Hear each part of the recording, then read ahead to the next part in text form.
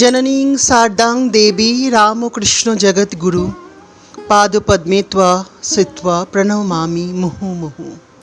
নমস্কার বন্ধুরা, আপনাদেরকে স্বাগত আমার এই চ্যানেল সিম্পলি সঞ্চিতায়। যারা আমার চ্যানেলে নতুন বন্ধু, সেসব বন্ধুদের উদ্দেশ্যে বলছি, যদি আপনাদের আমার এই চ্যানেলটি ভালো লেগে থাকে তো প্লিজ লাইক, শেয়ার, সাবস্ক্রাইব করার রিকোয়েস্ট রইল। শ্রী শ্রী মায়ের কথা। আজকে শ্রী শ্রী মায়ের কথা থেকে আমি পাঠ করছি, নিশ্চয়ই আপনাদের খুব ভালো লাগবে।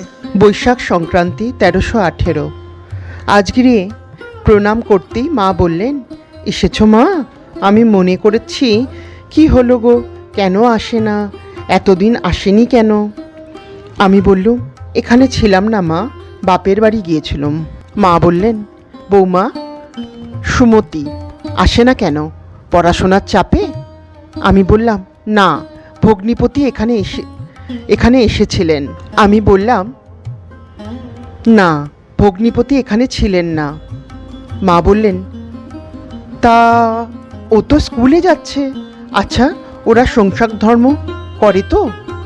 আমি বললুম, কাকে বলে সংসার, কাকে বলে ধর্ম তা কি জানি মা, আপনিই জানেন। মা একটু হাসলেন।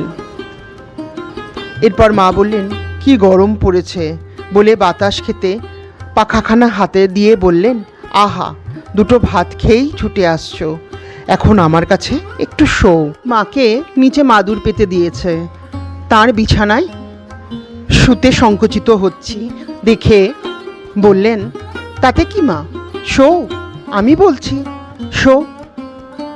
অগত্যা শুলুম। মার একটু তন্দ্রা আসছে দেখে চুপ করে আছি। এমন সময় দুই একটি স্ত্রী ভক্ত এবং শেষে দুজন সন্ন্যাসিনী এলেন। একজন পৌরা, অপরটি যুবতী। মা চোখ বুজেই বললেন, কে গো মা, গৌরীদাসী এলে? যুবতী বললেন, আপনি কি করে জানলেন মা? মা বললেন, টের পেয়েছি। কিছুক্ষণ পরে উঠে বসলেন। যুবতী বললেন, বেলুর মঠে গিয়েছিলুম, প্রেমানন্দ স্বামীজি খুব খাইয়ে দিয়েছে, তিনি থাকলে তো না খেয়ে ফিরবার উপায় নেই। যুবতী সিঁদুর পরেননি দেখে মা তাকে একটু বকলেন। পরে শ্রী শ্রী মার কাছে আমার পরিচয় নিয়ে গৌরীমা একদিন তাঁদের আশ্রমে আমাকে যেতে বললেন। সেখানে প্রায় 50-60 জন মেয়েকে শিক্ষা দেওয়া হয়। তুমি সেলাই জানো? আমি সামান্য কিছু জানি বলাতে তিনি তার আশ্রমের মেয়েদের তাই শিখিয়ে আসতে বললেন। মায়ের আদেশ নিয়ে গৌরীমার আশ্রমে একদিন গেলুম। তিনি খুব স্নেহে যত্ন করলেন এবং প্রত্যহ 2-1 ঘন্টা করে এসে মেয়েদের পড়িয়ে যেতে অনুরোধ করলেন। আমি বললুম, এই সামান্য শিক্ষা নিয়ে শিক্ষয়িত্রী হওয়া বিড়ম্বনা, ক খ পড়াতে বলেন তো পারি। গৌরীমা কিন্তু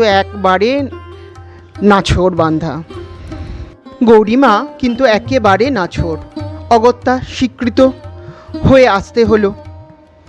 একদিন স্কুলের ছুটি হলে গৌরীমার আশ্রম হতে মায়ের শ্রীচরণ দর্শন করতে গেলুম। গ্রীষ্মকাল, সেদিন একটু পরিশ্রান্ত হয়েছিলুম। দেখি মা এক ঘর স্ত্রী ভক্তের মধ্যে বসে আছেন। আমি গিয়ে প্রণাম করতেই মুখ পানে চেয়ে মশারির উপর হতে তাড়াতাড়ি পাখাখানি নিয়ে আমায় বাতাস করতে লাগলেন। ব্যস্ত হয়ে বললেন, গিরি গায়ে জামা খুলে ফেলো, গায়ে হাওয়া লাগুক। কি অপূর্ব স্নেহ, ভালোবাসা, অত লোকের মধ্যে এত আদর যত্ন। আমার ভারী লজ্জা করতে লাগলো। সবাই চেয়ে দেখছিল। মা নিতান্ত ব্যস্ত হয়েছেন দেখে জামা খুলতেই হলো। আমি যত বলি পাখা আমাকে দিন, আমি বাতাস খাচ্ছি, ততই স্নেহ ভরে বলতে লাগলেন, না, তা হোক, একটু ঠান্ডা হয়ে নাও। তারপর প্রসাদ ও 1 গ্লাস জল এনে খাইয়ে তবে শান্ত হলেন। স্কুলের গাড়ি দাঁড়িয়ে আছে, তাই 2-1টি কথা কই সেদিন ফিরতে হলো। বন্ধুরা শুনলেন তো, এখানে সরজুবালা দেবী মায়ের স্নেহ, মমতা, ভালোবাসার কথা বলছেন। তিনি রোদে গরমে তেতেপুরে এসছেন, তাই মা তাড়াতাড়ি করে জল দিলেন। বাতাস করছেন, বাতাস করতে করতে তাকে একটু ঠান্ডা হয়ে নিয়ে জিরিয়ে নিতে বলছেন। এই হলেন আমাদের সকলের প্রিয় মা শারদামণি। এরপরে আমি পাঠ করব 18ই শ্রাবণ 1318। আজ সকালে কিছু জিনিসপত্র নিয়ে দীক্ষা নেবার আকাঙ্ক্ষায় গেলুম। কি কি দ্রব্যের দরকার হয় তা গৌরীমার নিকট জেনে তাকেও সঙ্গে নিয়ে গিয়েছিলুম। মায়ের বাড়ি গিয়ে দেখি মা তদগত চিত্রে ঠাকুর পূজা করছেন। আমরা সবাই একটু পরে চেয়ে ইঙ্গিতে বসতে বললেন। পুজো শেষ হলে গৌরীমা আমার দীক্ষার কথা বললেন। পূর্বে মার সঙ্গে একদিন আমারও ওই বিষয়ে কথা হয়েছিল। মর্তমান কলা নিয়ে গেছি দেখে মা দেখে বললেন, এই যে মর্তমান কলা এনেছ, একজন সাধুর নাম করে সে কলা খেতে চেয়েছিল, বেশ করেছ। পরে বললেন, ওই আসনখানা নিয়ে আমার বাঁদিকে এসে বসো। আমি বললুম, গঙ্গা স্নান তো করা হয়নি। মা, তা হোক, কাপড় চোপড় তো সে ছেড়ে এসেছ। কাছে বসলুম, বুকের মধ্যে ঢিপ ঢিপ করতে লাগলো। মা তখন ঘর হতে সবাইকে বেরিয়ে যেতে বললেন। তারপর জিজ্ঞাসা করলেন, স্বপ্নে কি পেয়েছো বলো। আমি বললুম, লিখে দেব না মুখে বলবো। মা বললেন, মুখেই বলো। দীক্ষার সময় শ্রীশ্রীমা স্বপ্নে প্রাপ্ত মন্ত্রের অর্থ বলে দিলেন। বললেন, আগে ওইটি জপ করবে। পরে তিনি আর একটি বলে দিয়ে বললেন, শেষে এইটি জপ ও ধ্যান করবে। মন্ত্রটির অর্থ বলবার পূর্বে মাকে কয়েক মিনিটের জন্য ধ্যানস্থ হতে দেখেছিলুম। মন্ত্র দেবার সময় আমার সমস্ত শরীর কাঁপতে লাগলো এবং কেন বলতে পারি না, কাঁদতে লাগলুম। মা কপালে বড় করে একটা রক্তচন্দনের ফোঁটা পরিয়ে দিলেন। দক্ষিণা ও ঠাকুরের ভোগের জন্য কিছু টাকা দিলুম। শ্রীশ্রীমা পরে গোলাপ মাকে ডেকে ভোগের টাকা তার হাতে দিয়ে দিলেন। দীক্ষার সময় মাকে খুব গম্ভীর দেখলুম। পরে পূজার আসন হতে মা উঠে গেলেন। আমাকে বললেন, তুমি খানিক ধ্যান জপ ও প্রার্থনা করো। আমি ওইরূপ করবার পরে উঠে মাকে প্রণাম করতেই মা আশীর্বাদ করলেন, ভক্তি লাভ হোক। মনে মনে মাকে বললুম, দেখো মা, তোমার কথা মনে রেখো, ফাঁকি দিও না যেন। শ্রী মা এইবার গঙ্গা স্নানে যাবেন গোলাপ মার সঙ্গে। আমিও মায়ের কাপড় গামছা নিয়ে সঙ্গে গেলুম। স্নানের জন্য মা গঙ্গায় নেমেছেন। এমন সময় অল্প অল্প বৃষ্টি আরম্ভ হলো।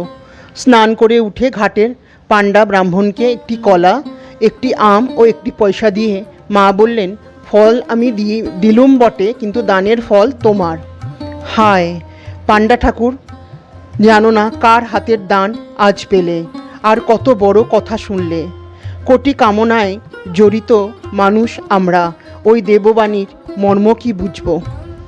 বন্ধুরা, এখানে সরজুবালা দেবী শ্রী মায়ের ব্রাহ্মণকে দান করার কথা বলছেন এবং শ্রী মা যে স্বয়ং আদ্যাশক্তি মহামায়া, সেই কথাই সে বলছে যে ওই ব্রাহ্মণও জানে না কার হাতের থেকে আজকে সে দান পেল। আমার কাছ থেকে কাপড়খানি নিয়ে পরে ভিজে কাপড়খানি আমার হাতে দিয়ে মা বললেন, চলো। গোলাপ মা আগে, মা মাঝে, আমি পিছনে চললুম। ছোট একটি ঘটিতে গঙ্গা জল নিয়ে মা রাস্তার ধারে প্রতি বটবৃক্ষে জল দিয়ে প্রণাম করে যেতে লাগলেন।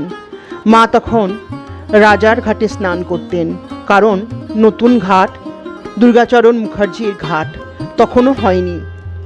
গোলাপ মা ছোট একটি ঘড়ায় গঙ্গা জল নিয়ে এসেছিলেন। বাড়িতে ফিরে উহা ঠাকুর ঘরে রাখতে গেলেন। নিচের কলাতলায় চৌবাচ্চার কাছে একটি ঘটিতে জল ছিল। মা তাই দিয়ে পা ধুয়ে আমায় বললেন, কাদা লেগেছে, ধুয়ে এসো। আমি জল খুঁজছি দেখে বললেন, ওই ঘটির জলেই ধোও না। আমি বললাম, আপনি যে ও জল ছুঁয়েছেন মা, আগে একটু মাথায় দিয়ে নাও, তাহলেই হবে। আমার কিন্তু মন সরল না। বললুম, তা কি হয়। আমি আর একটা পাত্র এনে চৌবাচ্চা হতে জল নিয়ে পা ধুয়ে নিলুম। মা ততক্ষণ আমার জন্য দাঁড়িয়ে রইলেন।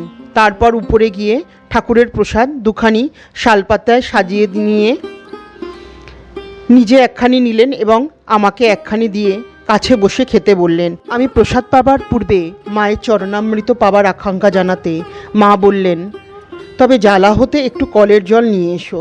তো বন্ধুরা, শুনলেন শ্রী মায়ের কথা, বইটি থেকে যে পাঠ করছিলাম আমি। মা কত সরল, কত সহজ ছিল, কত ভালোবাসতেন সবাইকে। সবাইকে তিনি সমান চোখে দেখতেন। তিনি বলেছেন তিনি সবার মা। তিনি সত্যিকারের মা, তা তিনি বুঝিয়ে দিয়েছেন তিনি সত্যিকারের মা। যারা তার সংস্পর্শে এসেছে তারাই বলেছেন মা মাই, তিনি সত্যিকারের মা। তার ভালোবাসা দিয়ে তিনি সবাইকে আপন করে নিয়েছেন। এই হলেন আমাদের মা শ্রী শ্রী মা সারদা দেবী। শ্রী শ্রী মার চরণে রাতুল প্রণাম জানিয়ে, ঠাকুরের চরণে রাতুল প্রণাম জানিয়ে আজকের এপিসোড এখানেই শেষ করছি। যদি আপনাদের আমার এই চ্যানেলটি ভালো লেগে থাকে তাহলে লাইক, শেয়ার, সাবস্ক্রাইব করার রিকোয়েস্ট রইল। নমস্কার।